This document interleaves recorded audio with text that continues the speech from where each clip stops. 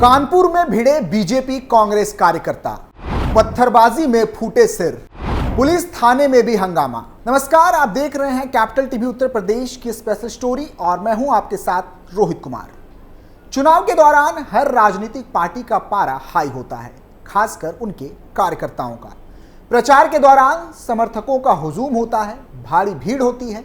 ऐसे में अगर दो अलग अलग पार्टियों के कार्यकर्ता किसी गली या चौराहे पर मिल बैठे तो हंगामा लाजमी है, और इसके बाद क्या कुछ हो सकता है इसकी गारंटी कुछ भी नहीं। आप पर लाठियां चल सकती हैं, गोलीबारी हो सकती है, और तो और बम धमाका भी कोई बड़ी बात नहीं।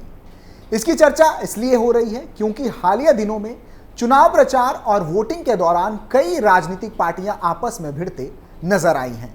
चौथे चरण के चुनाव के दौरान यूपी के कानपुर से भी एक ऐसी तस्वीर निकलकर सामने आई जहां बीजेपी और कांग्रेस के कार्यकर्ता आपस में भिड़ बैठे। कानपुर में मतदान वाले दिन 13 मई को इंडिया गठबंधन और बीजेपी समर्थक आपस में भिड़ गए। शाम के करीब 5:30 बजे दोनों गुटों में जमकर मारपीट हुई।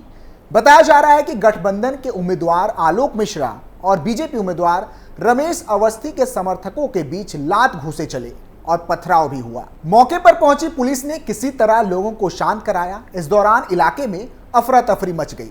दरअसल बीते दिन वोटिंग के लिए कानपुर में बर्रा 2 के आरएस एजुकेशन सेंटर में मतदान केंद्र बनाया गया था। तभी यहां पर देर शाम 5:30 बजे के करीब इंडिया अलायंस के प्रत्याशी आलोक मिश्रा के समर्थक और बीजेपी कार्यकर्ताओं में बहस छिड़ गई, जो इतनी बढ़ गई कि देखते ही देखते दोनों में मारपीट होने लगी। थोड़ी देर बाद नौबत ये आ गई कि पथराव होने लगा। इससे मतदान केंद्र पर लोग सहम गए, कई लोग तो भाग खड़े हुए। झड़प में बीजेपी के कई कार्यकर्ता घायल हो गए, जिसके बाद घटना से आक्रोशित भाजपाई बर्रा थाना पहुंचे और खूब हंगामा किया। आरोपियों के खिलाफ कार्रवाई की मांग करते हुए पूरा थाना घेर लिया गया, जिसके चलते कई थानों की फोर्स बुलानी पड़ी। जानकारी के अनुसार मतदान खत्म होने के बाद बर्रा के यादव मार्केट इलाके में स्थित RS education centre polling booth के बाहर बीजेपी और कांग्रेस प्रत्याशी के कैंप लगे थे। जब दोनों ओर से कार्यकर्ता अपना अपना कैंप हटा रहे थे, उसी दौरान दोनों तरफ से नारेबाजी शुरू हो गई। देखते ही देखते नारेबाजी मारपीट में तब्दील हो गई। दोनों तरफ से मारपीट और पथराव शुरू हो गया, जिसमें बीजेपी के 2 से 3 कार्यकर्ता गंभीर रूप से घायल हो गए। इस बीच सूचना पर मौके पर पहुंची पुलिस जब कांग्रेस के कुछ कार्यकर्ताओं को हिरासत में लेकर थाने ले जाने लगी, तभी आरोप है कि बीजेपी कार्यकर्ताओं द्वारा उनके साथ मारपीट की गई। जैसे तैसे पुलिस उपद्रव में शामिल लोगों को थाने ले गई, जिसके बाद बड़ी संख्या में बीजेपी कार्यकर्ता और नेता थाने पर पहुंच गए और नारेबाजी व हंगामा शुरू कर दिया। थाने में हंगामे की सूचना पाते ही मौके पर पुलिस अधिकारी अपने पूरे फोर्स के साथ पहुंची। उन्होंने नाराज बीजेपी कार्यकर्ताओं को शांत कराने का प्रयास कर एक्शन लेने का आश्वासन दिया, जिसके बाद बवाल शांत हुआ। उधर घायल बीजेपी कार्यकर्ता संजय पासवान ने आरोप लगाया है कि कांग्रेसी कार्यकर्ता मोदी और योगी को अपशब्द कह रहे थे, जिसका विरोध करने पर उन्होंने पथराव किया। फिलहाल पुलिस जांच पड़ताल में जुटी हुई है। बवाल का वीडियो सामने भी आया है, लोग इधर उधर भागते नजर आ रहे हैं। वीडियो में मारपीट और गाली गलौज होती साफ दिख रही है। पुलिस ने बताया कि संजय पासवान की तहरीर पर 307 और SC/ST का मुकदमा दर्ज कर लिया गया है। बता दें कि पार्टी कार्यकर्ताओं के बीच टकराव कोई नई बात नहीं है। कभी बीजेपी और कांग्रेस तो कभी सपा और बीएसपी या फिर ममता की टीएमसी, इन सभी का आपस में भिड़ना कोई नई बात नहीं, खासकर तब जब चुनाव की वजह से माहौल में गर्माहट हो। अब यूपी से लेकर अगर बंगाल की तरफ रुख करते हैं तो पाते हैं कि बंगाल में मामला और भी गंभीर है। लोकसभा चुनाव 2024 के चौथे चरण में 9 राज्यों और 1 केंद्र शासित प्रदेश जम्मू कश्मीर की 96 सीटों पर मतदान हुआ।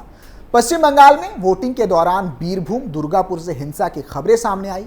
पश्चिम बंगाल के बोलपुर में मतदान से एक दिन पहले देर रात एक तृणमूल कांग्रेस कार्यकर्ता की हत्या कर दी गई। टीएमसी ने सीपीआई समर्थकों पर बम धमाके का आरोप लगाया। इतना ही नहीं, बंगाल के बीरभूम में भारतीय जनता पार्टी और टीएमसी समर्थकों के बीच भी झड़प की खबरें सामने आई थी। बीरभूम में भाजपा कार्यकर्ताओं ने आरोप लगाया था कि टीएमसी सदस्यों ने मतदान केंद्र के बाहर उनके स्टॉल पर तोड़फोड़ कर दी। हालांकि टीएमसी ने इन आरोपों को सिरे से नकार दिया था। इसके अलावा दुर्गापुर में भी मतदान के दौरान भाजपा और टीएमसी के कार्यकर्ता एक दूसरे से भिड़ बैठे। भाजपा विधायक लक्ष्मण घोरोई ने आरोप लगाया है कि हमारे पोलिंग एजेंटों को दुर्गापुर के टीएम स्कूल में स्थित मतदान केंद्र से बार बार बाहर निकाल दिया गया।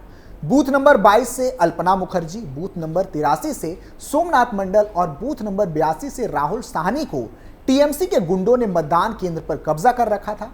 बता दें कि बंगाल से चुनावी हिंसा की सूची बहुत लंबी है। आए दिन ऐसी खबरें सामने आती रहती हैं जहां पार्टी कार्यकर्ता आपस में भिड़ते नजर आते हैं। बीते मार्च महीने में भी टीएमसी और बीजेपी कार्यकर्ता के बीच एक तीखी बहस और झड़प देखने को मिली थी। पश्चिम बंगाल के कुछ बिहार में केंद्र की सत्ताधारी पार्टी बीजेपी और राज्य की सत्ताधारी पार्टी टीएमसी के कार्यकर्ताओं के बीच तीखी झड़प हुई थी। ये झड़प केंद्रीय गृह राज्य मंत्री नीतीश प्रामाणिक और राज्य सरकार में मंत्री उदयन गुहा की मौजूदगी में हुई थी। बंगाल पुलिस ने बताया था कि कुछ बिहार जिले के दिनहाटा शहर में तृणमूल कांग्रेस और भारतीय जनता पार्टी के समर्थकों के बीच हुई झड़प और पत्थरबाजी में कुछ पुलिसकर्मियों सहित कई लोग घायल हो गए थे। तृणमूल कांग्रेस के दिनहाटा विधायक और ममता सरकार में उत्तर बंगाल विकास मंत्री उदयन गुहा और कुछ बिहार से सांसद और केंद्रीय गृह राज्य मंत्री नीतीश प्रामाणिक ने एक दूसरे पर हिंसा भड़काने का आरोप लगाया था। हालांकि दोनों नेताओं ने स्वीकार किया था कि जब ये झड़प हुई थी उस वक्त वे मौजूद नहीं थे। चुनाव आयोग द्वारा 7 चरणों में लोकसभा चुनाव कराने के ऐलान के बाद पश्चिम बंगाल में यह पहली बार राजनीतिक हिंसा थी। राज्य में इस तरह के हिंसा का लंबा रिकॉर्ड रहा है। अक्सर प्रतिद्वंदी राजनीतिक दलों के समर्थक आपस में भिड़ते रहते हैं। पुलिस के मुताबिक दोनों दलों के कार्यकर्ताओं को तितर बितर करने की कोशिश के दौरान एक पुलिस अधिकारी के सिर में चोट भी लगी थी। पुलिस अधिकारियों का कहना था कि झड़प के दौरान कई दुकानें क्षतिग्रस्त हो गई थी। इस घटना के विरोध में टीएमसी ने दिनहाटा में 24 घंटे के बाद का आह्वान किया था, जबकि भाजपा कार्यकर्ताओं ने राज्य सरकार में मंत्री उदयन गुहा की गिरफ्तारी की मांग को लेकर दिनहाटा पुलिस स्टेशन के बाहर आंदोलन शुरू कर दिया था।